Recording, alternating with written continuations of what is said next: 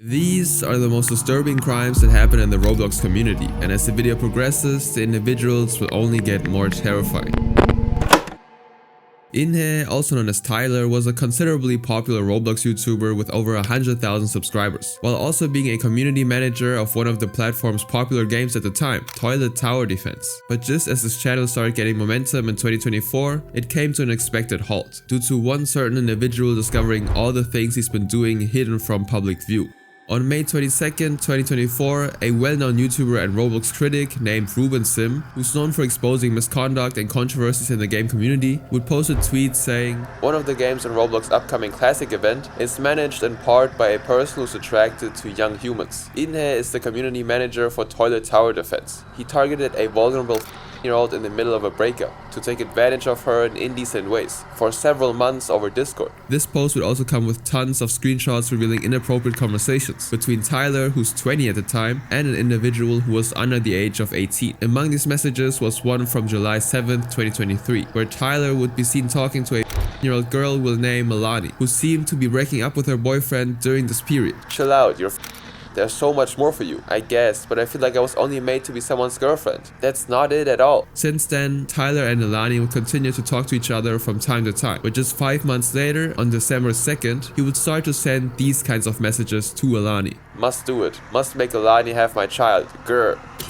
Who's daddy's good girl? Who's daddy's good girl?" It's important to know that at this time, Tyler had actually told Alani that he was 20, 4 entire months prior to this conversation. But in the same day, he would state his disgusting intentions to her. He's seen saying, "How about you don't talk for a little, get used to it, and I'll tell you when to talk. We're gonna make you become a big girl today." To which Alani replies with, "What even am I supposed to say? Sounds like a plan? Don't you dare keep me waiting. Grr. What if I do? Yes, daddy, is the only thing that should come out of your mouth." This expose quickly circulated across not just on Twitter, but on the Roblox community as well, and as a result, the game decided to terminate Tyler's account on its platform. Ruben would also state that the company needs to care about user safety more than just when it impacts their brand image, as they had ignored his report regarding Tyler and only once took actions after he posted the evidence that he sent to them for everyone to see. Tyler, on the other hand, would go on to show the ban message of his account on Discord, displaying that his account has been moderated for violating their terms for use of inappropriate content or behavior, to which he said, "I don't know what I did."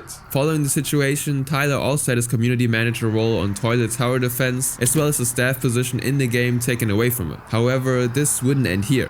Days later, after the tweet exposing Tyler was published, Ruben would make another post stating, "The Inhe situation is getting worse. I was sent evidence last night that he paid a year-old, who we'll call as Eva, 1,000 Robux to engage in inappropriate acts with him on Roblox in a condo game." To put that into perspective, Robux is the platform's virtual currency, and 1,000 of it is worth about $12 in real money. And as it turned out, on October 31st, 2023, during the time that Tyler was in contact with Alani, he would also engage in questionable conversations with Eva. The screenshot would start off with them seeming to be doing a rock, paper, scissors game, and after Tyler would win, Eva would go on to say, "Wow, young person, your turn, I just turned 20. The usual conversations would just continue, and a few weeks later, Tyler appeared to be negotiating with Eva on how much Robux she would get for her to agree to participate in indecent roleplays with him in the said Roblox condo game. "Nope, I'll buy it when we go. I want 2k then. No, we agreed on 1k, 1.5k, 1k. What are you building? Are you working on my game? You're getting 1k Robux and a free intimate session. You should be happy." Eventually, Tyler and Eva would join the game and engage in these inappropriate roleplays with each other. He would give her instructions on the game chat, and when he would start doing horrific things to her game avatar, he would say, "Good girl." Shortly after leaving the game, Tyler would buy Eva's in-game clothes on the Roblox store to pay her with the money. A few days would pass, and another conversation between them would start off with Eva requesting Tyler for more Robux, to which she replied with, "Are you gonna go back with me then for it?" "Yes. Well, I can't till later anyways. You also have to VC me tonight." Although what exactly happened immediately afterwards is unknown, Tyler would later be seen messaging Eva on a random date, asking, "What hand do you use? For, you know, raised eyebrow emoji, shaking salt? Right. What about doing inappropriate things? LOL." With all of this evidence out in public, Tyler's name as well as his online career had been completely destroyed now. And while he didn't face any legal consequences for his actions, he wouldn't have the platform to exploit anyone ever again, at least hopefully.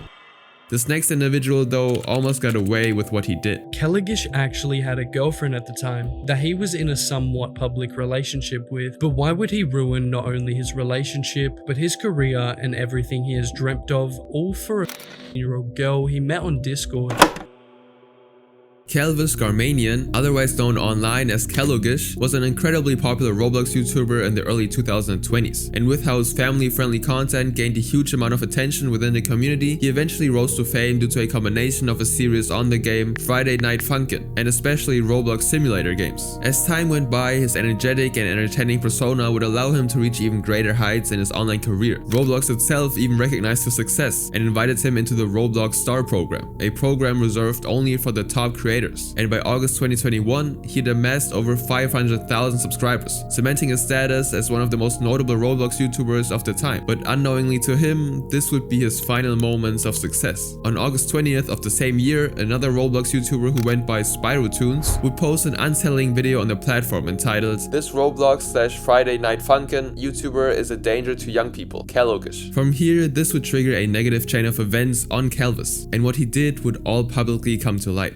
It all began in late 2018, when a conversation between an 18-year-old Kelvis and a 18-year-old girl named PyroNet would take place. Although it wasn't clear exactly how they first met, Pyro would first be seen confronting Kelvis about the time he had previously dated a 18-year-old, to which he replied, "There's a reason I said yes to her. She doesn't act like at all. She's very mature for her age. Of course I do wait until she's till 18 for other stuff." From here, things would only get worse. In the span of a year, they would start developing a romantic connection with each other. And on November 25th, 2019, Kelvis would even state his unspeakable intentions with Pyro. "But yeah, if I was dating a year old when I'm 18 to 19, I wouldn't get intimate until like you were to 18. His act of outright relaying his desire to take advantage of her would continue over the following months. And then on April 4th, 2020, he would level up the things he would say to Pyro. "You would also be the perfect height for doing things to me. Just saying. Perhaps? No, it's true." A day later, Kelvis would then tell Pyro about wanting to engage in inappropriate activities with her in a changing room of a clothing store, with their chats being, "I want to do things to you. Yes, I can see us being intimate in a changing room of a clothing store. How romantic. I like being a bit risky. Eye-peeking emoji. Literally what we're doing is risky, lol. I love you a ton, babe." And he would even double down on wanting to be intimate with Pyro. "I'm starving. Eat my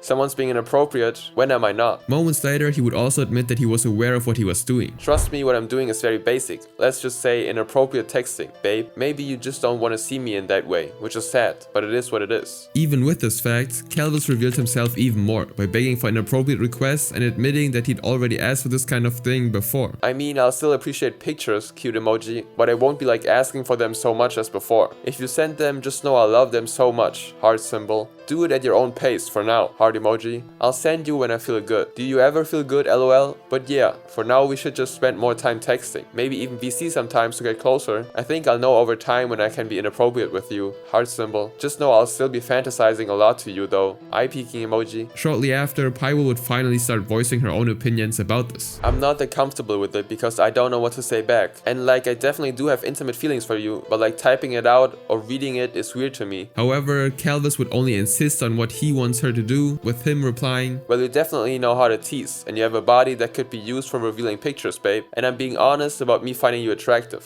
If you aren't good with words, then what about unclothed pictures, babe?" This would pressure Pyro even more, and not knowing any better at her age, she gives in. Kelvis, on the other hand, would push his request even more. "I don't know, I can do that once in a while, not on command though." "Well, you didn't let me save the inappropriate pic, cute emoji. All I have are teasing pics that I don't even want to say how many times I fantasized to." What makes this even worse is that Kelvis actually had a girlfriend at the time that he's in a public relationship with, and it wouldn't take long until his partner would also take notice of their conversations. Deciding to reach out to Pyro, she would ask her what was going on between the two of them, and after that she would confront Kelvis herself, which would end with him only denying even knowing Pyro in the first place. After that, she confronted Mr. Kel, but he denied even knowing her in the first place. That's wow, that's just crazy, man. Then who's the that you're every night?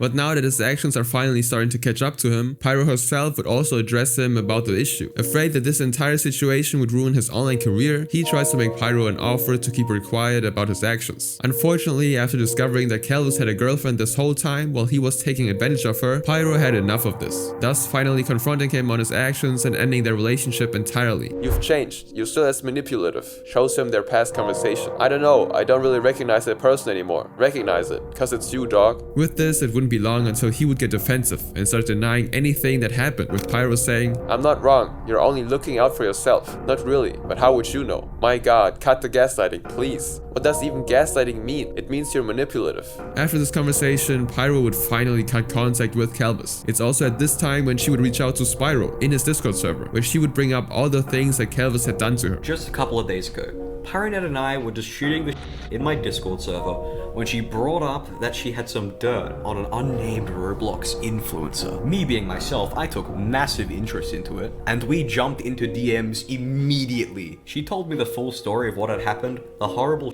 shit had said to her, and how he basically got away scot-free. This led to both of them reporting Calvis on Discord, which caused the platform to launch an investigation against him. From there, I convinced her to speak out about what had happened, and our first plan of action was to message Discord, because I mean, he was in their partner program.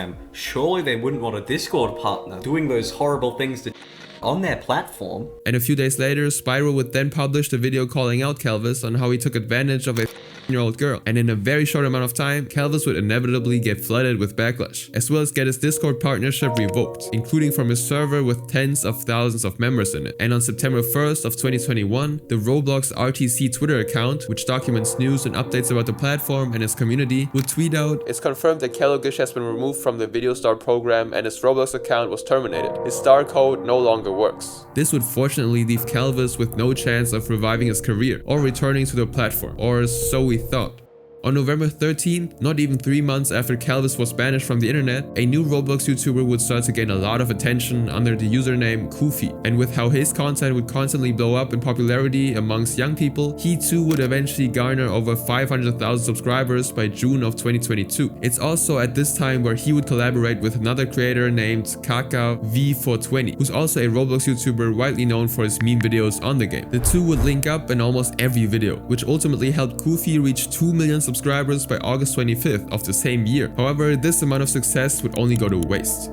On September 8th, 2024, Kaka would release a video titled "The End of Koofy." Although the video would start off detailing about the two's journey together in their careers, Kaka would go on to talk about having certain suspicions about where Koofy came from. "I could never quite figure out where Koofy came from. He seemed to know all the dramas too well, was a natural at creating content, was surprisingly good at Funky Friday, and had a weird obsession with playing simulator games 24/7. Every piece of information led me to a dead end."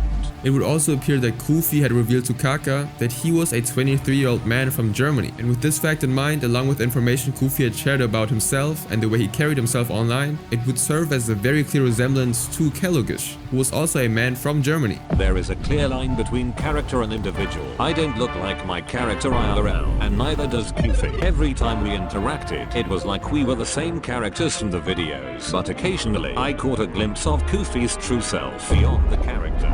From his age to his home country. I now had a rough idea of who this guy could be in real life." But after giving this information, Koofy would suddenly stop being active on Discord and YouTube altogether. And with that, Kaka would take it upon himself to confirm whether Koofy was truly Kellogish all along. On one occasion following his investigation, he would remember having access to Koofy's analytics in his YouTube channel. He started searching for any useful information he could find, and it wouldn't take long for him to discover this. Koofy had shared his analytics with me, allowing me to see every piece of analytic on his channel, right down to his blocked keywords. And what do you know? I am not in danger. I am the danger. After gathering all of this evidence, Kaka was completely sure that Koofy was Kellogish, and once Kellogish would start being active again, Kaka would finally confront him once and for all. This was the day I decided to finally confront him. "Yo, you're alive. What's good, man? How you been?" "I've recently noticed the hidden keywords on your channel, added up the stuff you told me about yourself, the people you associate yourself with, and figured out who you really are. I'm not gonna expose you or tell anyone, but I don't think I'd like to associate with you any longer." As Kellogish would try to explain himself out of the situation, it would serve to be of no use, with the amount of proof against him. And eventually, Kaka would convince Kellogish to delete his Discord account, as well as cutting off any contact with him. He talks, and he tried explaining himself, hoping to stay in contact with me, but it was no use. I was going to cut him off regardless of what he said. In the end, we agreed he would delete his Discord account and stop including me in his videos. I cut him off for good. And with this video released for the entire internet to see, many well-known Roblox YouTubers reacted. prompting millions of people to learn Kufi's true identity and his past actions towards young people, leaving him again with no platform to exploit anyone once again. But unlike him, this next person not only committed these horrible acts himself, but also influenced an entire server to believe they were normal. Another friend of Gooby got Phoebe to send an explicit image of herself, and he sent that in the public server, which I believe was Gooby's server, which is literal CP. Just Gooby, also referred to by many as John, was a Roblox YouTuber with about 16,000 subscribers, known for his gaming content on the platform, alongside fellow creator Napkin Nate. While working together, Gooby would gain a bit of popularity, particularly due to Nate promoting his channel in nearly every video. But in August of 2020, Nate would suddenly stop uploading videos. Fans, wondering what happened, started digging and suddenly discovered that he was facing multiple allegations, including him not paying a designer for virtual items he sold on Roblox and supposedly being arrested for domestic violence against a family member. To add to the mystery, Gooby would appear in a video by Roblox YouTuber Nitso, saying Nate stalked and abused him and didn't pay him properly even after 10-hour recording sessions. As a result, people in the Roblox community would start digging even deeper to see if all of this was actually true, only to uncover even darker and more disturbing things done by Gooby.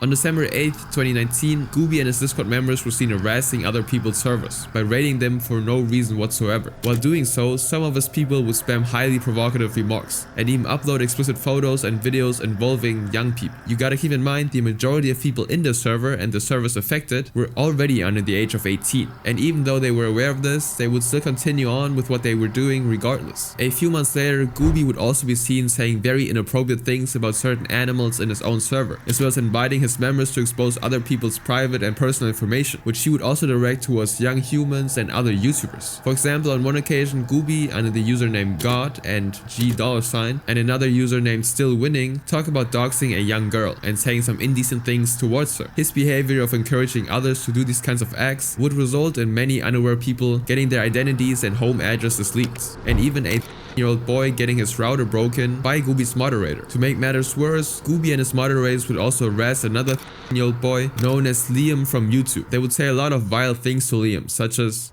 "You Liam, and you other people watching those videos, I hope you leave this earth, you fat. I hate black since I'm racist. Hey Liam, Gooby sent us after you. Liam, if you're reading this, I like men and I will violently assault you." And once Liam had started to bring awareness on Twitter about Gooby's influence on these people, Gooby would just outright block him. On June 6, 2020, Gooby would also admit to receiving an explicit photo from a young girl named Phoebes. In this particular conversation on their server, he would say, "Bro, Phoebes sent me the cutest ever and I'm melting. I guess unclothed photos can be cute, but..." Aside from this, Phoebes would also reveal later on that Gooby had actually encouraged her to date online and hooked her with another guy in his server to date her. "Bro, give me 2 days with Phoebes. I'm finna get it for free. No cap. I'm a player." And 2 days later, after another moderator replied to his message, "Do it. Done. Sends photo." Given how Gooby had influenced the server to commit such despicable acts, it's not surprising that he engaged in them himself. He would send inappropriate pictures of himself to a lot of young people over Snapchat, along with disgusting messages about them. Even worse, he and some of his friends would post highly obscene materials involving small humans, NSFW content, inappropriate and gore videos, and even unclothed photos of himself within his own server. A member of his server named JC Dorsainville would also confirm this to be true, saying, "Gooby himself used to post gore and explicit content frequently in a server full of small humans." Soon after, a few members checked whether this was true, and they found chat logs of Gooby allowing these kinds of materials on his server. And if that wasn't bad enough already, a screenshot also surfaced of Gooby sending an explicit photo and an animated indecent image to a young person. And he would also seen by defending his weird beliefs by saying, "Technically, loli is legal." A month later, Gooby would also take his level of depravity even further. "I'm glad you hurt your sister. Your little sis too young to handle it? I see. Yo, do you cover things up after, or do you just mess with your little sister? Can I do the same to you?" These are just some of the massive amounts of disgusting messages that Gooby had plagued his server with. And as if that weren't enough, he and his moderators would also interact with an underage individual we'll call Joy on Snapchat. Their conversation logs would start with Gooby's friend named Stefano saying, "Can I do an inappropriate act with you? Is it a yes or no? No, but the age of consent there is what? You're down bad. But when you're 18, can I? No, not even when I'm 18. After this would happen, Gooby would also be discovered to have done this kind of thing, except he went for people much younger. Gooby had Alexa on Snap. Alexa, who is and Gooby 20. On top of that, another young person who we'll call Megan would also come out on her inappropriate interactions with Gooby on a video expose of a YouTuber named Destructor on Gooby himself. He's a PDF, that I know. So has Gooby done anything to you recently? He added me on Snapchat years ago and would text inappropriate things. He thinks it's some sort of joke. And I at the time was really young, but looking back now, what said was gross. He'd call me mommy and begged me to send a picture of me for him. What did he do to you? He pretty much tried to take advantage of me. Luckily he didn't try and meet up, but I've had suspicions. But it didn't stop here. Gooby would even take advantage of young people over Discord as well, such as making disgusting requests of them every time he would get them on a voice call with him. An individual who we'll refer to as Irie had this to say. Any names you know he's taken advantage of and manipulated by any chance? What was Gooby like in his Discord server? Gooby acted as if he was a god for his server and encouraged toxicity. He also posted NSFW and gore. I also saw him post illicit materials involving small humans before, and he did mention that he had a lot of unclothed pictures from young people in his server. Did they try harassing, doxing, anything like that to you after you left? No, but if they found out I was telling on them, they probably would. I did see the moderators there dox a lot of people, and they encouraged to. Another victim who we'll refer to as Selena would also state, he asked me for unclothed pictures when I was underage. Of course, when I told him no, he was playing it off as a joke. He would also talk about me doing inappropriate things to him. I never sent him anything, nor did I do anything indecent with him, but he would always push for something out of me, whether it would be a selfie of me or just hear my voice. Outside of those kinds of pictures, what immoral things Gooby did to you recently? He didn't do anything. He would just talk about me doing stuff to him very explicitly. Like what exactly? Like doing inappropriate things to him and sitting on his lap. Yeah, I remember he would do that a lot. When Gooby did this, how old were you when it happened? I was either In addition to all of that, another person we'll call Carla would say, this was years ago. I'll admit I used to be a fangirl of him in Napkin Nate, but it scarred me. Gooby advertises Discord for fans, and I've never used it before, but I joined it. He knew I was a girl and he flirted with me. The word, an appropriate word, was said frequently by him and his moderators. I asked him how old he was, and he said he was 20. He didn't show his face at the time, but Gooby was inappropriate and would flirt with tons of girls in the server, while to the guys he would be toxic or rude to them. And another individual who we'll call Gwen would also state, we talked when I was about I'm now, but let's just say I do live in fear, because he does have pictures of me. If I refuse to show him pictures, he would tell me he would leak my face, leak my information, or even dox me. Several times he would ask me for my address to come see me, but I would always go around the question. Me and him would call recently, because I was manipulated too, and this one call was going as usual, begging for unclothed pictures and etc etc. Then he randomly made a group, he invited me to it. Then like 4 other guys were there, and they started saying it was a joke, and I obviously wasn't. I think the 2 of them were even doing inappropriate things to themselves. I'm not 100% sure. So I left the call and then Gooby started texting, why did you leave? These are only a handful of cases compared to the overwhelming number of people who came forward about his actions. And on top of it all, Gooby and some of his server members would also admit to owning inappropriate content involving little humans. They would talk about having these materials in their server's public chat, and once confronted, he would yet try again to justify his immoral behavior. It's only an attraction to small humans if it's multiple people. If it's only one person and no one else, it's naughty, weirdo. To make everything even more disturbing, Gooby and his friends allegedly forced a young girl to leave this earth. There's confidential proof such as funeral photos of this anonymous individual, which I obviously won't show uncensored. If this is true, I want to offer my condolences to the girl's family, and I hope that Gooby or whoever was responsible will be brought to justice. On May 27, 2023, YouTubers such as the Dark Creeper, Destructor, and the Risk God Linguine, whose channel had now been terminated for unknown reasons, would work together to investigate Gooby's entire situation, as well as figuring out a way to get him arrested. Eventually, they claim to have discovered Gooby's possible real identity and location, though nothing has been officially confirmed. Following this, they would eventually come across somebody who had valuable information about Gooby, named Nitso, the same person who was one of the people to come out about Nate allegedly being arrested. So first of all, I want to check the validity of the claim that you're like going around to these Gooby videos and claiming that 60% of it's wrong. Is that your account? Is that you? Yeah. What 60%'s wrong with the video? The thing about him being a doxing and like, you know, saying the N-word, maybe the hard R. How do you know a lot of that is like facts? I have mountains of Discord screenshots. I've been trying to contact people that can disprove any of these screenshots. He openly talks about CP being traded in his Discord server. How is that? How is that taken out of context? He sent like CP stuff. There was blatant on his server. He's made comments on his server about it being sent to him. Seeing how Nitso was insisting that the videos exposing Gooby contained screenshots that were taken out of context, the three YouTubers would then address the huge amounts of conversation logs that will leave Gooby no way in justifying all the things that he said. Do you just, like, not trying to be disrespectful, obviously, do you guys just not have anything to do? You're asking why I'm doing this. It's because, like, don't f with. Do you like to f with? Is that why it's so hard for you to grasp? No, obviously not. And whenever they would ask Nitso to back up his claims that the screenshots were either fabricated or taken out of context, he would keep saying that he couldn't give an explanation for reasons he couldn't say. And when more videos against Gooby were being uploaded, it didn't take long for him to finally respond. People blame me for Napkinate quitting YouTube and think they have a sense of justice in terms of these false allegations towards me. They take everything I say out of context, and there can be proof provided if needed for each thing taken out of context. I can admit I was edgy, but these allegations about me are completely untrue. They will literally just take things out of context. Also, they Photoshop and not provide the messages beforehand of the conversations that would easily prove that these allegations are false. He would then go on to say the people who made videos about him were spreading misinformation and tricking others into believing them. And not long after, the Dark Creeper would make a statement replying to this, saying, "How could any of this evidence be photoshopped? Multiple victims have come out about Gooby and his friends. So okay, we're now saying that all of those victims are lying? That's just a shitty excuse to justify his behavior. The response was just bad in general, and was just a poor attempt to justify his criminal behavior." As soon as these allegations would get a bit of attention, Gooby would private his Twitter account and completely stopped uploading videos on his YouTube channel, while deleting some of his videos for unknown reasons as well. He hasn't responded to any of this ever since, and with these YouTubers trying to find out the truth and get him behind bars, he doesn't have the ability of roaming the internet without having his name connected to these allegations anymore. But this wasn't the case for the next person, who carried out his predatory intentions beyond the screen. Sent a video of him being to his year-old and even drove hours to meet up with the year-old and R-worded them. Juke was a rising content creator who had over 13,000 subscribers on YouTube at the time, and a considerable amount of followers on Twitch as well. But just when his popularity was starting to get more traction due to his content revolving around famous Roblox FPS games, such as Phantom Forces and Bad Business, his actions would become the sole reason why his life would completely change forever.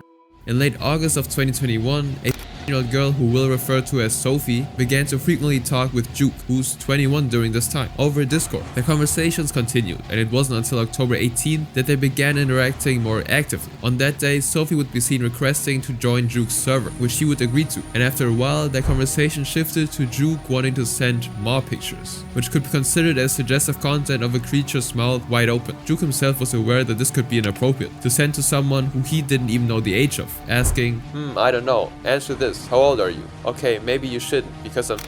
Despite this, Juke insists, saying that it doesn't show anything weird except for an open jaw, and Sophie agrees. And shortly after, Juke sends images, and their messages begin to take a turn to something entirely different. Hey, come on, you can cuddle with me. That sounds really nice. Right now, this pillow isn't very warm or fluffy. I'm both of those things, surprisingly. Heh, cutie. Rubs the back of your head and down your back softly. About 20 minutes later into their conversation, the chats get increasingly inappropriate, with them starting to engage in intimate roleplays. And soon after, Juke is seen becoming very direct with what he wants to do with her. I bite my lip hard as I rear my head and grip your head, pushing you closer against me. I close my eyes, sniffling deeply as I go along with it. Yeah, I push once more and let it all out, breathing heavily, my tail wagging. I take it all in happily, letting out small noises. I rest my head back, panting as I try to calm down. In the afternoon of October 19, a few hours after engaging in this suggestive roleplay, Juke tries to justify the things he said to Sophie, claiming he was drunk at the time. Drunk Juke just likes roleplaying a lot more than sober Juke. Although half a minute later, he willingly contradicts his previous message by saying, "But considering I reread this morning and still got excited while sober, it'd be safe to assume it was good."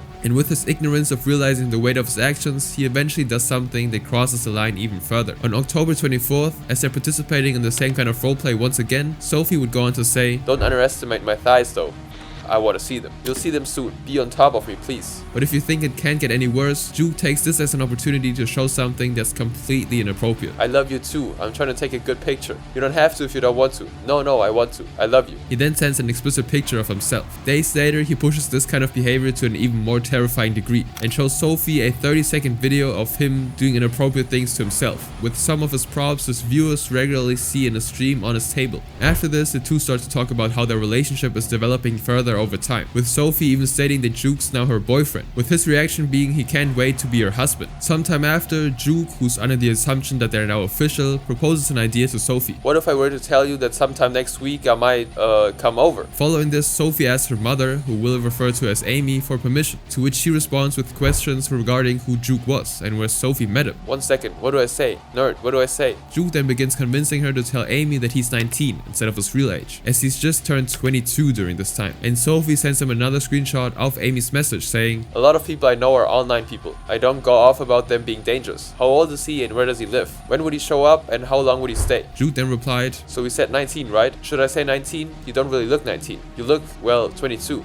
I mean, if I clean shave, I look 19. LMAO. Moments later, Amy decides to give a half agreement on letting Juke, who's posing as a 19-year-old, to come over, which leads Sophie to respond, "About to get intimate. Just kidding. Imagine next weekend, like, if I could come over and they weren't there." A little while later, Juke tells her that he had a nightmare of Sophie laughing at him as he shows up on her house, telling him that he was stupid for believing her, and that she only let him come over just so he'd be caught by authorities for being in a relationship with a young human like her. Sophie then answers back, explaining that she hates for things like that to happen, and that she won't do that to him. She also mentions another predator who'd done horrible things to underage individuals, saying that Juke's a good guy that just wants to meet his lover in comparison to him. Juke then responds with, "I want to hug you, kiss you. I want that so bad. I feel like I'd be really anxious. I'm not good at that stuff. I want to put my hands on you. I want to feel you. I want that more than anything." Now 3 days would pass, and on November 15th, Juke would send Sophie an update on his current location, showing him heading into her estate, and soon enough he messages her. 5 minutes away? Yes, more like 2. A few minutes later, Sophie replies to Juke saying, "Where are you going? Come back." And as soon as they actually meet each other in person, there aren't any further messages between the two of them, until on the afternoon of November 16th, after the two of them seemingly part ways with each other in person, Sophie sends Juke a strange message. "I got to my room and just broke down in tears. I've never been happier. I finally got what I wanted. Thank you for being the biggest reason to keep going. I love you." This alone implies that something with that level of impact had occurred on the days that they've been together. And just a day after this conversation, what follows is a graphic description of what happened. "That's hot. You know what else is hot? The temperature. Yes, or me being with you in an intimate way. How sore are you, by the way? Next time I come over, I want to be close to you. I want to share myself with you. You understand? I've never felt more comfortable with anyone than I do with you. And your hoodie keeps reminding me of that. I love you." A few hours later, he would add more horrific details to this. And just when it seems like Juke can't get any more disgusting with his actions, he uploads the pictures they took into their conversation. The first one shows him with Sophie's cat, and the second one with them snuggling in their bed, while the third one is an appropriate one, and the last picture of them is holding hands in a restaurant. Yet, even though they grow more attached to each other, their relationship eventually comes to an end. In mid to late February of 2022, a YouTuber named Jax publishes a 2-part video expose about Juke, revealing all of what he did to Sophie for the world to see. As it turns out, before putting these videos together, Jax had already gotten information from a friend who'd previously spoken with Juke, which gave him enough evidence to call him out. He explains in great detail that ever since Juke and Sophie have met in person, their bond gradually started to slowly decline, until Sophie was no longer within his reach, as their relationship had completely fallen apart. Just know that even outside of what happened and after what happened in real life, that the relationship eventually fell apart and that the victim is safe right now. Just know that the victim is no longer within reach of Juke. Prior to uploading the 2 videos, Jax had actually confronted Juke in the DMs, after a mutual friend who'd spoken with Juke linked the two of them together in a Twitter group chat. The conversation starts off with, "Okay, I'm here. Explain yourself. What's there to explain that hasn't already been explained? You've probably seen what I've done, and I assume you don't want it to happen to yourself. I've seen your work, yes. What I did was gross and wrong. I've already acknowledged this and intended therapy, and I've done everything within my power to better this. I feel even if I try to convince you, you won't buy it. I don't know why I did what I did, or said those things. It was awful and disgusting, and I've talked with several people and I feel I've changed. All I wanted to do was to go to therapy and just try to forget about this. This isn't who I am. I swear to you, with every fiber of my being, this will never happen again." And after expressing that he's visibly regretful and scared about this whole situation, he goes on to say, "There has to be something I can do. Anything." with Jax replying, "I'm going to ask you to do a number of things when I tell you to. When the video comes out, I want you, your voice, and your admission of guilt. It'll look much better on you in the future if you do this. Secondly, I want you to publicly apologize on your YouTube and terminate your Twitter, Discord, and Twitch." Jax then addresses the fact that if he doesn't do all these things, people will have a witch hunt against him. And Juke responds to this with, "I can't delete that stuff. That's my life's work. Twitch will likely delete it anyways, when me and multiple other big YouTubers report you to Twitch and get you banned. So you either leave with a shred of dignity or have everything taken away from you without prior notice. If I delete my YouTube and left Roblox completely, would you consider not doing this and constantly keeping an eye on me to make sure? Please, Twitch is my everything. I'll delete delete my Roblox account and YouTube, but please, I'm begging you. But as Jax had already decided to bring Juke's horrifying actions to light, Jax lets him know that he must face the consequences of his actions, and that he must apologize on every single platform or else it'll make his punishment even worse, reminding him of the reality of what he's done. And on February 15th, the same day the first part of the video expose against Juke has been uploaded, he would post a public statement detailing his many misdeeds. And to everyone's shock, Sophie isn't actually his only victim. He identifies a few other individuals by aliases that were under the age of 18 at the time, talking about how he met each of them and the things he's done to them. But little did he know that even with exposing himself, as well as publicly apologize, it wouldn't be enough for him to fully escape the outcome of his actions. On this very same day, Sophie had actually reached out to Jax and would send him the entire chat logs with Juke, with the hopes that he'll finally be brought to justice with this much evidence. Shocked by even more context on what exactly transcribed, Jax, under the username of Screechy on Discord, confronts Juke, who goes by Velvet, asking what he can say about this. Did you or did you not visit Sophie in real life? I did. I deleted my Twitter as you asked. I shouldn't have went. Clearly I know that now. I knew it then. I even had doubts before I left. There's absolutely no excuse for what I did. I'm not trying to frame anyone or frame this as I'm not guilty. I know I am. I just wanted everything to be over. One friend told me not to make a video when I got banned. One friend told me to keep it private. And another one told me to make a video talking about why I was banned. So I didn't say anything. I went to therapy. I was stressing out. Ever since all that stuff went down, I've been bettering myself. Later on in their conversation, the two of them actually end up talking in a voice call, with Jax pointing out his actions, along with calling out the fact that Juke had basically engaged in illegal activities with a young person. When, early in the call, I told him that what he had committed was statutory and that he had crossed state lines to have to the... He said, yeah, I understand. Even with this confrontation, Juke would go on to claim that he doesn't know why all of this happened, and that the reason he'd gone there is because he and Sophie were friends. He said he was there because the victim and him were friends, when there are lots of screenshots I've already shown that kind of disprove that. He further elaborates that when he left the house, his intention was just to hang out, and that's it. Surprisingly, Juke asks him what to do regarding the situation, and Jax would manage to convince him to turn himself in, to which he agrees. Jax then goes on to say that Juke himself knew that there's a high chance of punishment being somewhat lighter if he reported himself to the authorities, and that he could visibly see from Juke's words that he really wants to give in. I call him out as bull, saying, no, I know everything you've said, you can't lie to me, essentially. And he said, well, what do I do? And from there, the conversation gradually spiraled out of control, at least on his part, to where he eventually agreed to turn himself in. But when things were finally starting to take a turn for the better, this happens. However, the morning after, let's just say I got some unfortunate news where someone, being this person in close relation to Juker, convinced him that somehow he had not broken any laws. With how this person persuaded Juke that he didn't do anything wrong, Jax would go on to claim that all of Juke's actions were considered illegal under the federal law, and even shows why that's the case. He crossed state lines from his home state to the victim's state,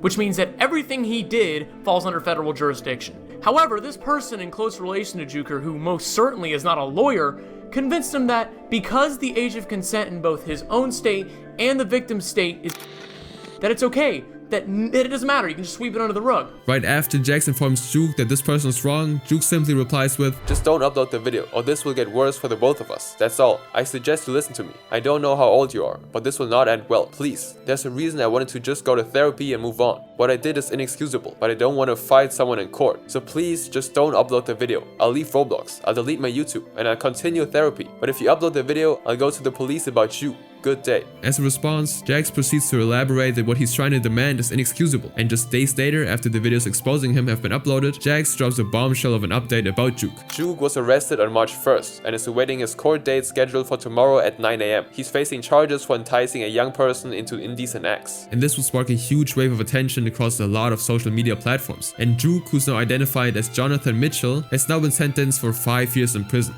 This next individual, however, recorded everything he did. He slides into the DMs in Roblox, starts asking weird questions, he starts begging for pics, he's all sneaky about it, saying, don't tell anyone, it's our secret.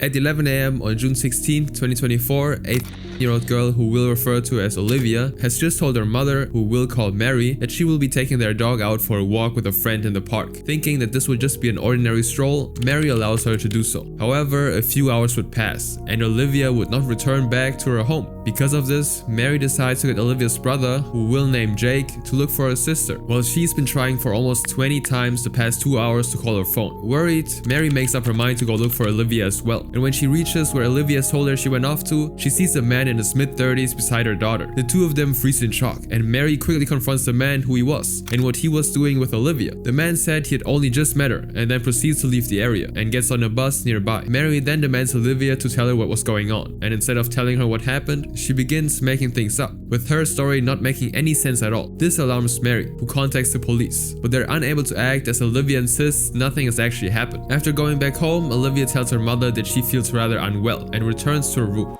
A few days would pass, and while Olivia was outside, Mary decides to go to her room to look for anything that will clear the lingering suspicion that her daughter is hiding something from her. A suspicion sparked by a man she encountered with Olivia in the park. Once inside, she comes across something strange in Olivia's bed. She finds another mobile phone that isn't her daughter's, prompting her to go through it, and what she sees utterly horrifies her. It turns out there's a conversation between Olivia and the man she saw in the park under the name Michael, asking Olivia, "Do you regret Sunday?" To which Olivia replies, "No." Aside from this, Mary sees tons of messages between the two, containing requests from Michael for further meetings, and as she goes through their chat logs, she finds a disturbing picture of the two kissing each other, and him telling Olivia to hide the phone from her mother. Mary is devastated at what she sees, and she knows that Michael is the one who had given Olivia this phone in order for them to communicate with each other in secret, and that they'd already met previously a number of times without her knowing. She immediately goes to the police, and hands over the device to serve as key evidence for the investigation, and from there, the detectives are able to identify his full name to be Michael Schablinger, a 36-year-old man from Germany who traveled all the way to Olivia's home country, England, just to meet with her. What comes off as a shock though is that Olivia had actually met Michael on Roblox, falsely claiming himself to be a 21-year-old and spending months manipulating her to enter a romantic relationship with him since May of 2023. They also retrieve other conversations about Michael, seeking a passport for Olivia, making his intentions clear of wanting her to leave the country with him. And with this much information now in hand, the police can now rightfully search for this man and bring him to justice. On June 23rd, a week after Michael's last meetup with Olivia in the park, he gets arrested by border force officers at Heathrow Airport as he tried to board a plane to Munich, Germany. And following this, they're able to seize his phone, and moments later find explicit images and videos of other unidentified small humans, as well as indecent pictures of Olivia herself. While reviewing all of this evidence, the prosecutor of this case, Oliver Haswell, discovers a lot of inappropriate material and messages that have been exchanged between the two, and also that Michael has coerced Olivia to commit depraved acts, recording her as she's doing it. Oliver also learns that on the day of Olivia's last interaction in person with Michael, she actually refused to tell the police what happened, even sending him a message when she got home, saying, "Be lucky, I lied to the police." But on January 9th, 2025, about 6 months after his arrest, Michael finally appears in court, where he admits to engaging in obscene activities with Olivia. And what makes this even worse is, he confesses to possessing over 800 indecent images and videos, not just of Olivia, but also of other small humans as well. And following this, he's charged with 3 offenses relating to Olivia, and another 3 involving unidentified people. The judge then imposes an extended 8.5-year sentence on Michael, made up of 4.5 years in custody and 4 years on license. He's also been banned from contacting or attempting to contact the victim directly or indirectly until further order, leaving him no chance of harming Olivia. But as terrifying as this is, this next person took things far beyond a relationship. The thing is, when we were talking to Roblox, she told me that everyone that she knows, she always tells her that she looks younger than her age. On April 13th, 2025, a 10-year-old girl who we'll call Emma is reported missing from her home in Taft, California. Right away, her entire family goes into panic mode, and deputies are dispatched to several streets in the city. And as soon as they begin the investigation, they would receive information from Emma's friends that points to the possibility of her being kidnapped, prompting detectives to be called out immediately. But to understand how this happened, it all traces back a month earlier. In March of 2025, Emma was just playing Roblox when she meets someone named Matthew on the platform's game called Micah, which uses voice chats to talk to each other. And as they begin to socialize, they would start developing some sense of friendship, and soon after, they both would move their casual conversations to Discord. Days become weeks, and their connection develops even further. They go from talking about where they live to talking about meeting each other in person, and before long, this exact idea comes to fruition. At 1 AM in the morning on April 13th, Matthew has just arrived at Emma's residence from a 4-hour drive from his county in Sacramento, down to her place in Kern County, California. From here, he picks her up outside the house, house and leaves completely unnoticed by her family. And just hours later, Emma's family starts to notice that she's nowhere to be seen at the house. And once the realization that she's missing starts to sink in, they immediately call the authorities. At about 10 a.m., Kern County Sheriff's Office deploys deputies to the area. And with her family members saying that she was last seen the night before at their house, they begin their search for Emma. During the investigation, detectives receive more information from Emma's friends. And once they piece all their stories together, they discover that Emma hasn't simply gone missing, but was most likely kidnapped by someone she's been talking to online. The authorities retrieve Emma's chat logs on Roblox and Discord, and they identify the man she was talking to as Matthew Makatuno Navel, a 27-year-old, living more than 250 miles from the family's residence. The detectives then quickly notify the Elk Grove police for assistance, and shortly after, they're able to track Matthew's location in his car at a strip mall near his house with Emma. Straight away, the police make their way into the area, and at 3:35 p.m., officers finally arrive and swiftly arrest Matthew on the spot, booking him into Sacramento County Jail for kidnapping and engaging in unlawful indecent conduct with a young girl. Meanwhile, they find Emma inside his car, visibly distressed by what's happening, and after taking her into protective custody, it doesn't take long before her family arrives to make it to her side, relieved that they can see that Emma is somewhat safe once again. And although it's not confirmed whether she was physically harmed throughout the abduction, Matthew is hit with multiple charges. Several of them are relating to committing inappropriate acts with a young person, while others cover kidnapping and trying to expose a young girl to harmful material. And on the evening of April 21st, Matthew is summoned to speak with several news agencies at the Lerdo Justice Facility, where he's currently held after being transferred to Kern County on a $1.35 million bail. And when he asked about a statement on the matter, he says, I should have been more careful. Yeah, I should have been more questioning when it came to having that person involved. Matthew then goes on to claim that Emma had told him she was 18, turning 19 at the time, and that she had allegedly asked him if he wanted to be more than friends. They asked me if I wanted to be more than friends. I was a little bit hesitant because of age or whatnot, but I was pretty much encouraged. The reporter then asked him about the time he discovered that she was actually a 10-year-old girl, and this is his response. So when did you discover she was 10 years old? Ooh. I would say, because I'm sorry, it sickens me every time I hear that age. I think when I was questioned. Demanding to know whether he's telling the truth, he's also questioned if he'd ever suspected her age. As she obviously appears rather young in the picture, the sheriff's office used in a release when she was reported missing.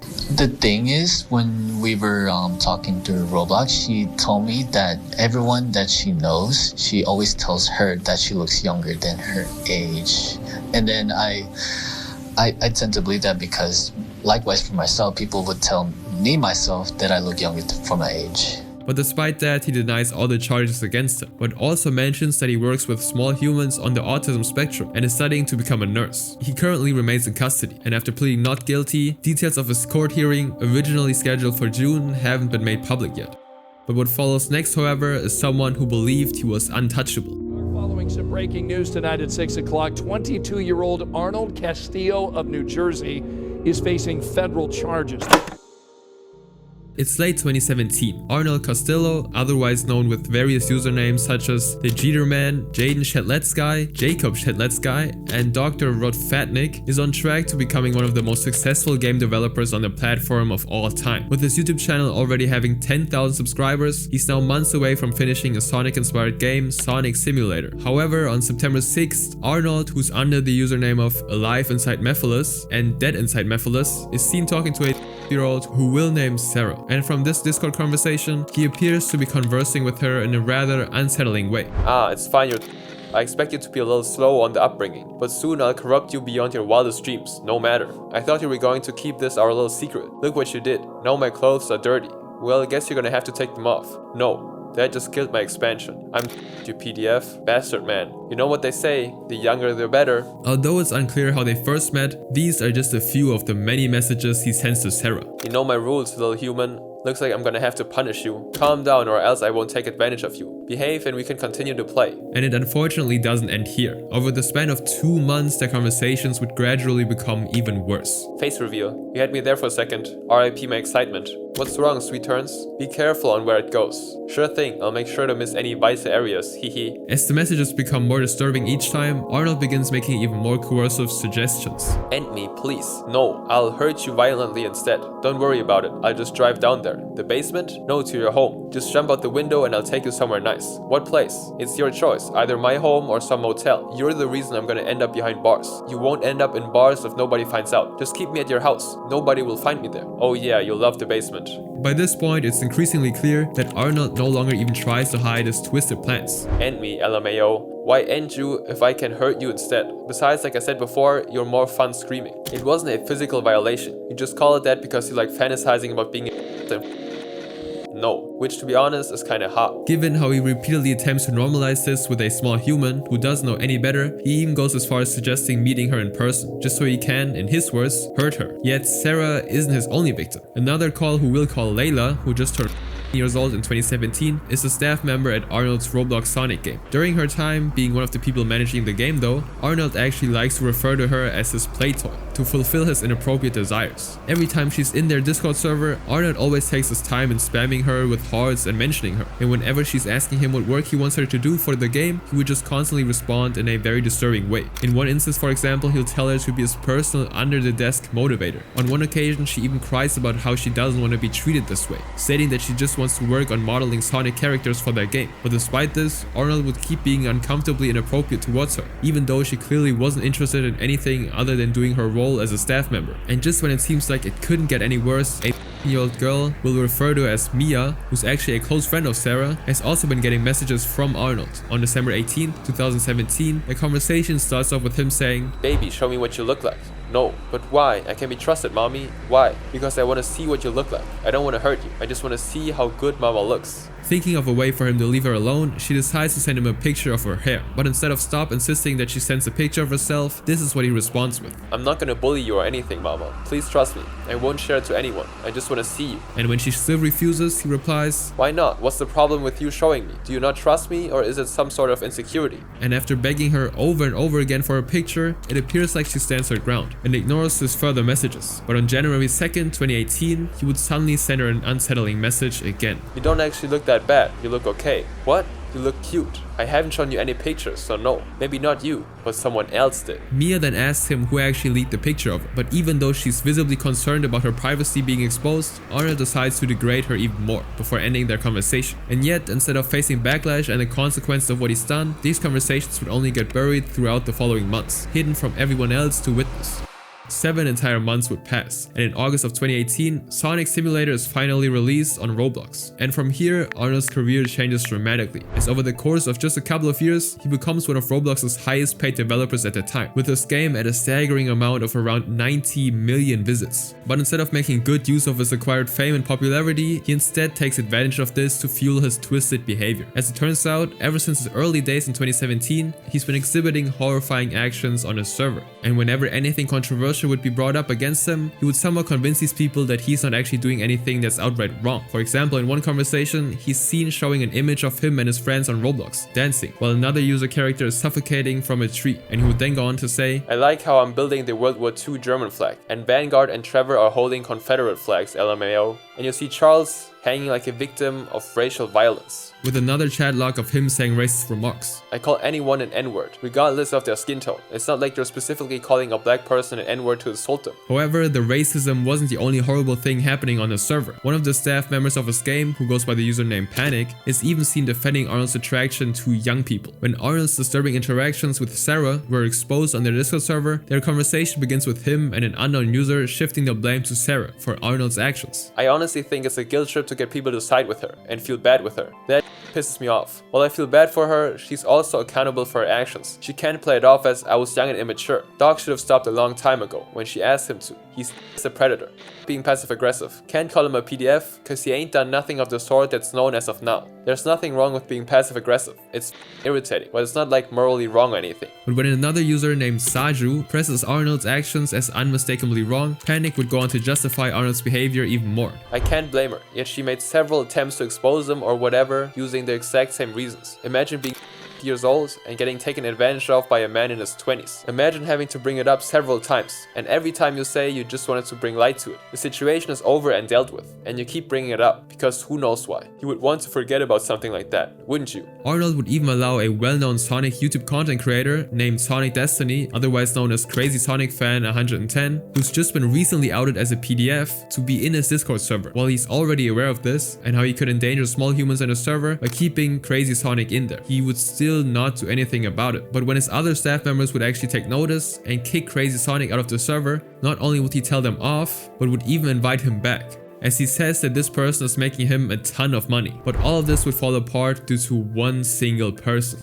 On September 14th, 2020, a Twitter user named Anonymity calls out Arnold for his many heinous deeds. I'm here to expose a fairly popular Sonic game developer on Roblox for having an attraction to young humans, being racist and homophobic. In the document provided, all of Arnold's conversation logs with his own victims, as well as his disturbing behavior, is shown in detail. And what's even more surprising is that it's been recently updated to include a statement from Sarah, the alias of Arnold's first victim. It starts off with her noticeably expressing her anger towards him and his vile behavior, saying, "Took advantage of my attachment to him, guilted and degraded me for not wanting to go along with his jokes, and turns on me and tells me I'm not special anymore, and I don't mean anything to him. When I was took advantage of my attachment to him and would start things with me just to beg for his forgiveness. And when I lost interest, he did that even more, banned and punished me for stupid reasons. And when I didn't give him what he wanted, he stopped." She then talks about how he took advantage of her emotions and devalued her feelings, constantly humiliating her to the point of making her seem like she was the one who's in the wrong. 2 days after this expose has been made public, Arnold would publish a response video about the allegations against him, and he would open the video by acknowledging the things he said were inappropriate, but then goes on to say that they were just jokes. It was pretty common knowledge that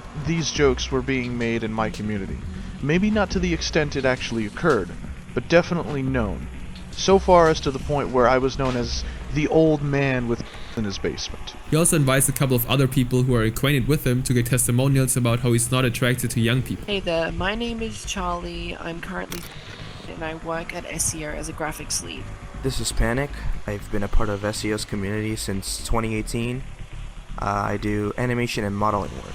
I want to start off by saying I've known Jaden for 5 years, and all the years I've known him for, he was very careful with what he said because he knows not to step over the fine line of joking around. I'm not excusing what he said, but it was never meant to be handled seriously. And near the end, he even shifts the blame to Sarah, calling her someone who craves attention. First things first, Red, what I said to you earlier about my apology was completely sincere, and I hope you can someday let go of this hatred. However, I will call you out on this because you cannot be claiming to be an angel. Red has no problem admitting that she craves attention. Her behavior before anything else really just kind of screams it. With him continuously downplaying his actions throughout the video and how his community is actually siding with him, it looks like he's going to completely get away with it. Until, on September 20th, 4 days after Arnold's response video, a Roblox YouTuber known for exposing predators on the platform, we already mentioned, Rubenson, steps in and brings the situation to a Roblox staff member. He sends them the clip where Arnold admits the screenshots are real and breaks down Arnold's 30-minute response video into a 7-minute video, and also provides the email address of Sarah's mother. So I spoke up. I made a few tweets denouncing him that caught the attention of a Roblox staff member on the developer relations team. I explained the situation to him. I gave him the email address of Sarah's mom, and I also showed him the video of Arnold admitting that the screenshots were real. Since the video is over half an hour long, I created my own video breaking it down in less than 7 minutes. And surprisingly, Arnold's main Roblox account would get deleted shortly after Ruben's conversation with the staff member. To Ruben's frustration, however, it turns out the account that has been banned isn't Arnold's main source of income, and because of the attention he's actually received, his revenue allegedly tripled right after getting exposed. And by the end of the month, with Arnold's game still on the platform, he's able to receive all the payments from Roblox, while Sarah's mom still hasn't been made aware of the whole situation. As a result, Ruben himself would then share his frustration with the staff member, addressing that Roblox should really put an effort to protect their users from these predators. And surprisingly, Roblox would actually terminate the holder account for Arnold's development group. But just like before, it would appear like Arnold has seen this coming, because just a few days earlier, he transferred the ownership of the group to one of his friends, ensuring that the funds from the game would still be accessible. 2 weeks later, he tweets, "Thanks for driving more money to my game, man. Jeez, you guys are actually stupid by giving me all this publicity. Even with all of this, Roblox still couldn't take down his game for rightful reasons. And on November 9th, Ruben would push the issue even further by contacting the local police to file a report on Arnold. So on November 9th, I called my local police to file a report on him. I spoke with the detective who really seemed like he wanted to help, but since I didn't know anything about Arnold's real identity, there wasn't much they could do. Roblox, on the other hand, has this information because of Arnold being approved for the platform's developer exchange, but they still wouldn't take any action on handing over Arnold's information to the authorities, and Ruben's efforts to bring attention to the police would end up going nowhere. Following this, Arnold would go on to lay low for the time being, and just when the public attention was slowly starting to fade away from him, it would be completely revived. On December 13th, 2021, a YouTube channel called People Make Games would release a video talking about the darker side of Roblox, which shockingly includes an interview with none other than Sarah herself. When I had first met him, he had mentioned his Roblox fan game, and I was like, hey, I like Roblox too. He was making a Roblox Sonic fan game, two things that had caught my interest at the time. So I asked him about it. Next thing I know, I get like 5 pings, and he sends me a bunch of gifs of it. He's sending me progress of it already. He was the one who started taking the inappropriate jokes into DMs first. He kept encouraging it, saying that it was okay to make these jokes. It's not illegal, it's not breaking any laws, even though it was literally, it got to ERP level at one point. I did actually self after the response video came out. I mean, I thought my reputation was destroyed now, you know? After admitting that watching Arnold's response video has made her hurt herself, Roblox will receive a ton of backlash on how they dealt with the situation. And thankfully, with how Ruben and many other content creators brought the entire issue to light, a lot of other people would start to willingly cooperate on bringing the matter to justice as well. One of which was Naru, a 22-year-old Japanese gamer who would decide to take on a different approach, writing to the vice president for product development at the company who owns the trademarks related to Sonic the Hedgehog, Sega Sammy Holdings Incorporated. And she would also go on to tweet at its press relations team, saying that their iconic hedgehog was being mishandled by a PDF on Roblox. And this would actually move the needle, because Sega would file a copyright infringement notice with Roblox. And so at the end of 2021, Arnold's game Sonic Simulator would finally be shut down, with all its revenue being gone as well. And an entire year later, a group of anonymous investigators would manage to dig up what they believed to be Arnold's real identity, narrowing it down to his name, city, and even his old address. And Ruben again would take this to the local police. But because so much of this information was actually outdated, and with Arnold's long history of using fake details, the detectives couldn't confirm a positive ID, and there wouldn't be a way to officially tie evidence back to him. He managed to get away once again. However, just a few months later, everything would change.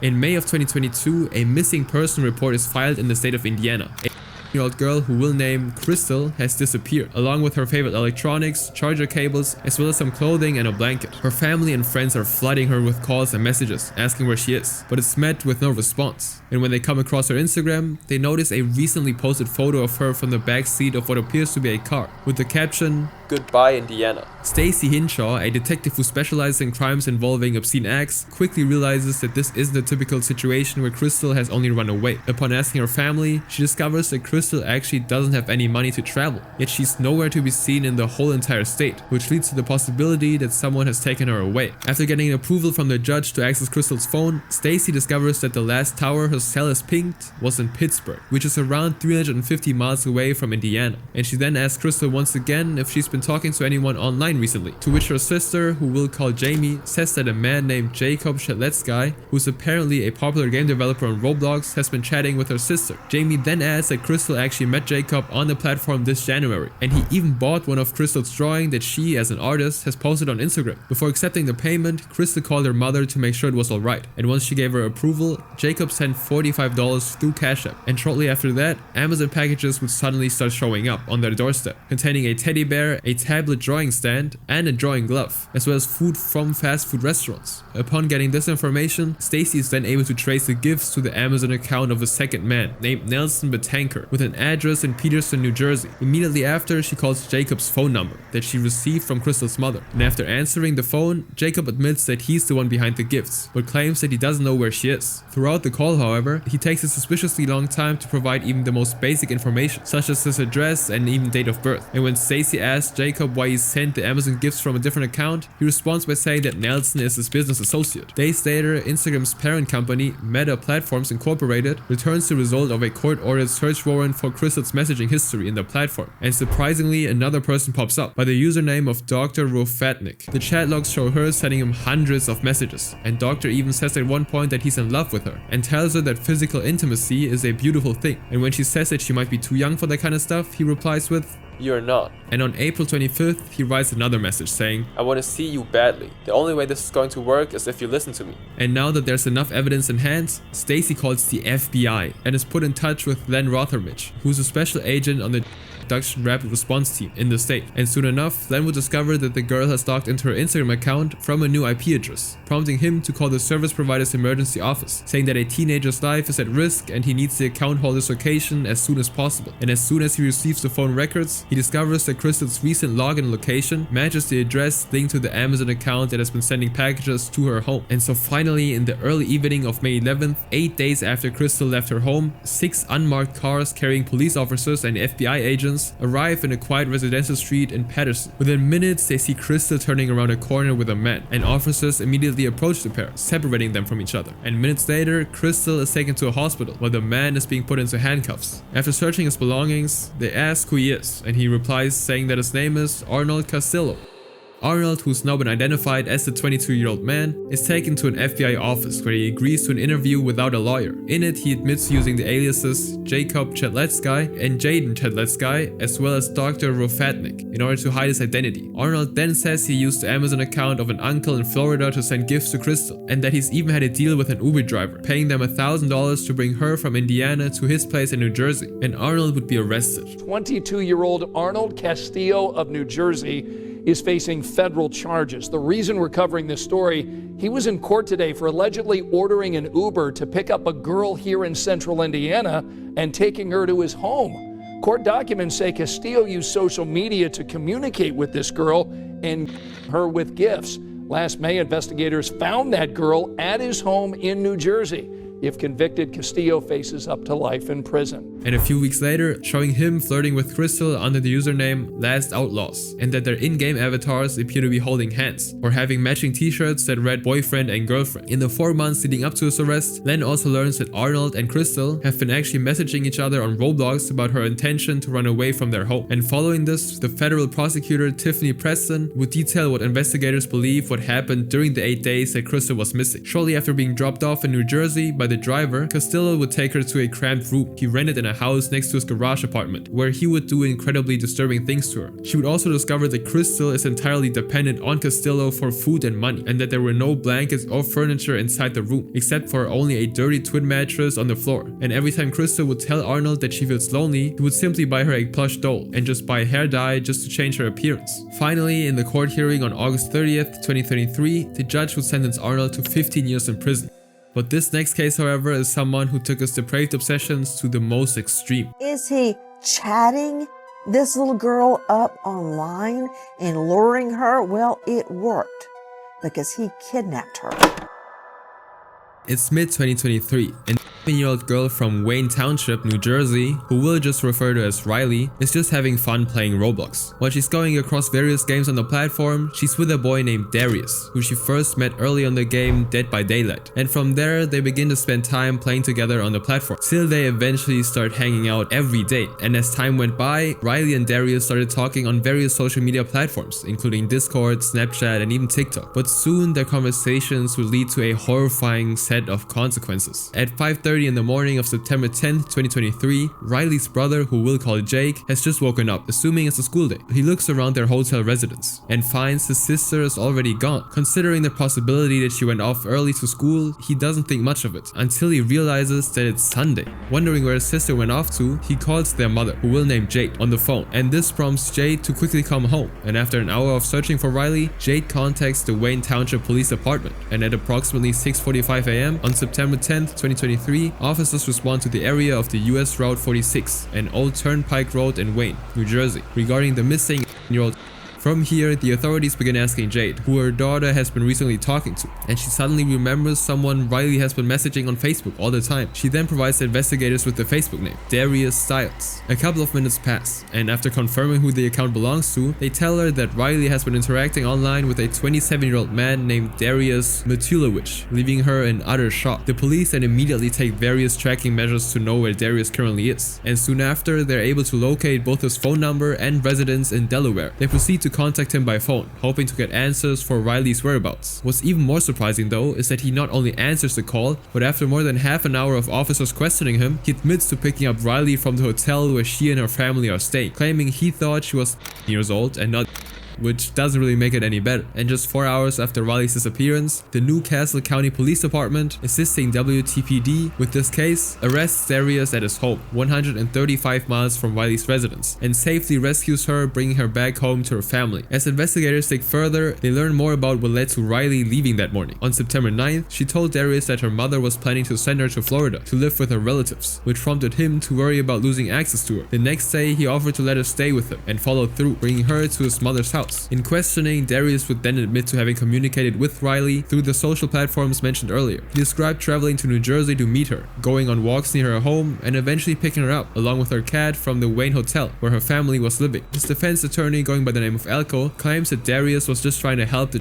who allegedly told him she was planning to run away. My client said that this is a bad idea, you should not be running away, and she begged my client to come pick her up to get out of an unhealthy and unstable living situation. He asked her repeatedly if she wanted to go back, if her mother would be concerned. The prosecutor, however, notes that an 18-year-old is too young to give consent to leave her family with a 27-year-old man, and they questioned Darius whether he really believed that he was helping her or not. The fact that he hadn't gone to the police or informed them when they called him in the morning also raised clear suspicions on his intentions with Riley, yet it soon became unsettlingly clear what Darius' real intentions had really been. A forensic examination of Darius' cell phone and social media uncovered startling evidence, including communication threads in which he pressured Riley into performing indecent acts, and in turn produced very exploitative materials of her. Investigators also recovered messages where Darius described secretly watching and following Riley near her home, and they discovered that he'd been using an iPhone app to record conversations, videos, and images of her performing inappropriate acts, solicited through Snapchat.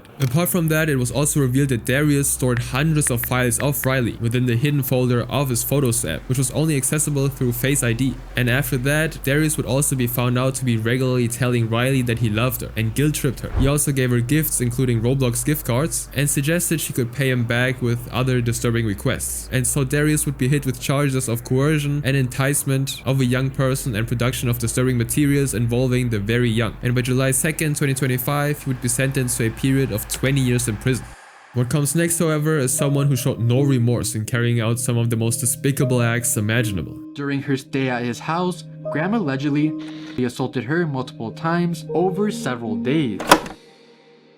It's February 18th, 2022. A 15-year-old girl who we'll refer to as Amy is just playing her favorite game, Roblox, on her iPad, hoping to find some friends to play with. But as she's going through various different games on the platform, she happens to come across a user named Mr. Malicious XYZ. And as they begin talking to each other, Amy becomes fascinated by him, as he has a friendly personality and all around seems like a nice guy. Before leaving the game, she makes sure to add him as a friend, with the intention of wanting to play with him from now on. And from there on out, they begin to chat for a span of 2 days. And during this period, Malicious finds out that Amy is just... Because of this, he suddenly becomes interested in meeting her in real life and reveals that he's actually 33. Stunned, Amy realizes that the person she's been talking to this whole time is almost 3 times her age. Yet seeing how his demeanor seems to be of no harm, she eventually bears no mind in having him as a friend. Malicious then tries to meet up with her in person, telling her that they're going to hang out like real friends. And not knowing better at the time, Amy thinks to herself that it would be fun to spend time with him outside their online conversations. And after coming to a decision, she agrees. However, unlike Amy, who has innocent yet exciting ideas on the things she wants to do with him once they meet, Malicious has other plans.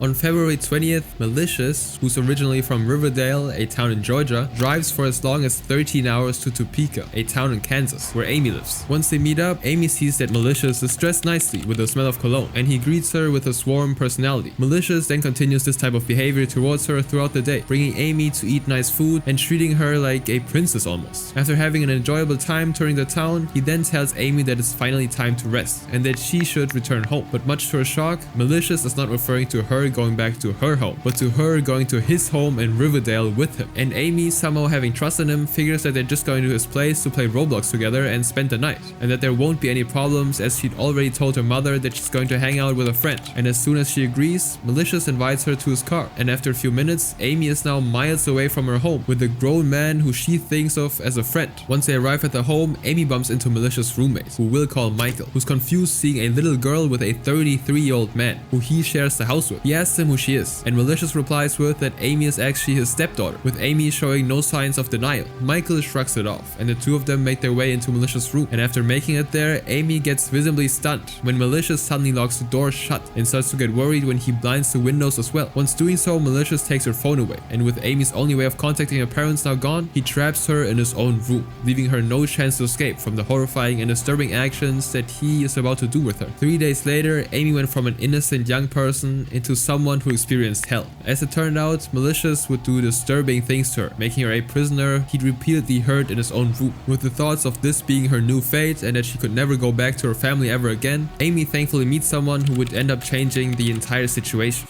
On February 24th, as Malicious went off to work, Michael stumbled upon his room, and as soon as Amy saw him, she quickly ran to him and alerted him as to what happened. Furious, Michael confronted Malicious as soon as he returned home, with them getting into a heated argument. But fortunately, Malicious gave up and let go of Amy, dropping her off at a Dollar General store with all of her things the same day. Without wasting any time, Amy would quickly scramble through her bag and find her phone, and after starting it up, it luckily had some battery left, and so she messaged her mother, who surprisingly also had a Roblox account. And upon hearing what happened, her mother instantly dialed the authorities, who were then able to locate Amy, picking her up and returning her to her hometown. With Amy now reunited with her family, the police would begin to investigate Malicious, discovering that his real name was Howard Leslie Graham, and started tracking him. And on the 1st of March, Howard would finally be arrested at his workplace, an IHOP restaurant. He would be held on 7 felony charges, including physically violating a small human, engaging in unlawful relations with someone under the legal age, and much more. And although no public records show what happened after his arrest, what clear is that he was taken into jail on multiple offenses.